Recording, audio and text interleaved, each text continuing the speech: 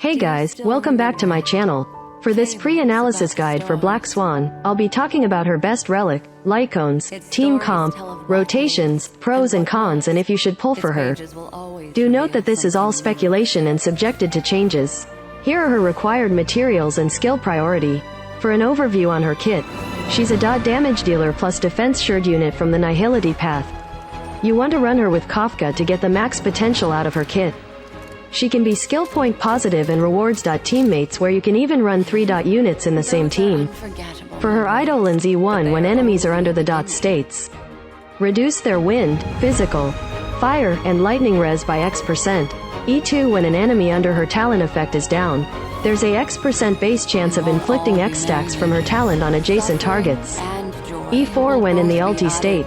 Reduces enemy target's effect res by X% and regenerates X energy at the start of the target's turn or when an afflicted enemy is defeated. Energy regen effect can only trigger up to X time during this state. Will refresh after the enemy is inflicted with this state again. E6 she has X% base chance of inflicting her talent. When allies attack hit enemy targets and when Black Swan inflicts her talent on an enemy, there is X% fixed chance to increase her talent stack by X times. For her best price to performance ratio, honestly her Eidolons aren't needed at all, she is totally E0 sufficient. Though the best value would be her signature LC or E1 and E2 at max. Do note that it depends on your Lycone and Relic substats, where you may want either her E1 or signature LC. How to build Black Swan. For the body you want either attack percent or effect hit rate. Where if you're running EHRLC you want attack percent body instead, for the boots you want speed. Substat priority. Effect hit rate till a total of 100%. You may go for 120% effect hit rate at max if you have EHR Lycones. After that focus on your preferred speed breakpoints 134, 135, 143 or even slightly higher speed and as much attack percent as possible with the highest priority, and lastly break effect. For her stat explanation, from 100% to 120% EHR it gives a 5.6% plus DPS boost. A 43.2% attack to EHR body would give a rough 10% DPS loss. In simpler terms, 1% attack equals 2% EHR roughly. Hence the extra damage bonus from her trace after 100% EHR isn't as valuable as attack percent. Do note that with units like E2 Silverwolf or Gwynaphan, which can manipulate enemy effect res, you still want to hit 100 to 120% effect hit rate, as her damage dealt buff trace is based on her own personal effect hit rate. Though you can opt for slightly lesser EHR, as attack percent would be slightly more valuable.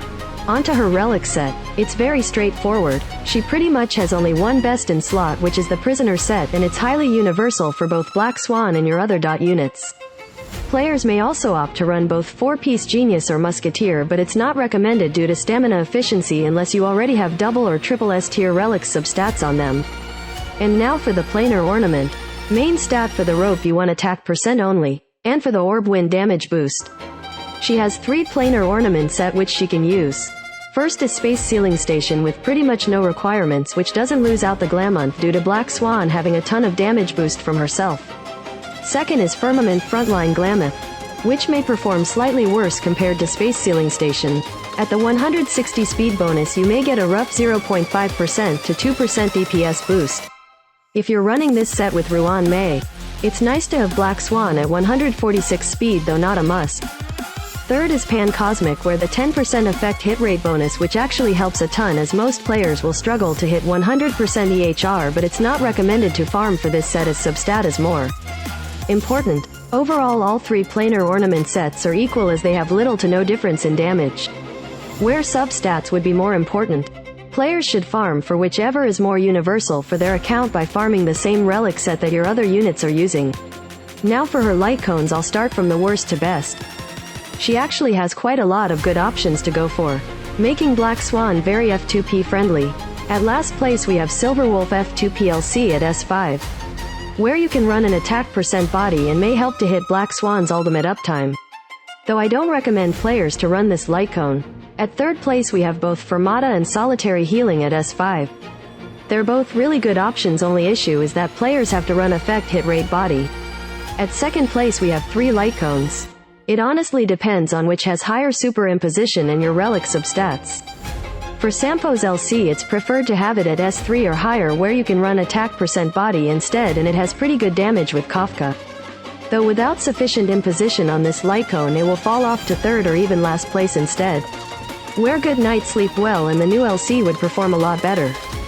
For Good Night Sleep Well, you want it at S3 minimum, though main downside is that you have to run an EHR body. At S5 it will have the highest DPS output compared to the other two Lycones. For the new Lycone, when the wearer inflicts a debuff on an enemy, they gain a stack of track. Each stack increases the wearer's damage dealt by X% for a max of X stacks, which lasts for X turns.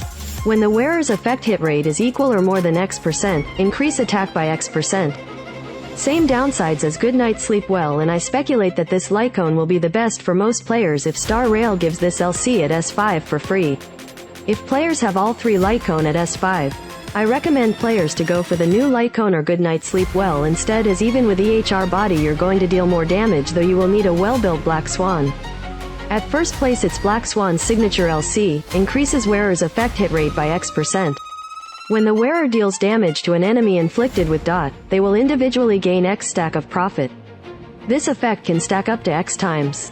In a single battle, each type of dot can only generate X stack of profit, which increases wearer's attack by X%, and the dot dealt will ignore X% of the target's def. Overall, the raw DPS boost is just slightly higher by a few percentage compared to the new 4-star F2P Lycone.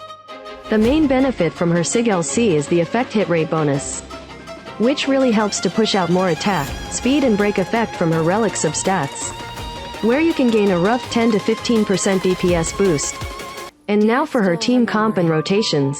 She has two best team comps for now. First would be Ruan Mei, Kafka and Huohuo, where Black Swan is able to skill spam instead of basic attacking for faster ulti uptime.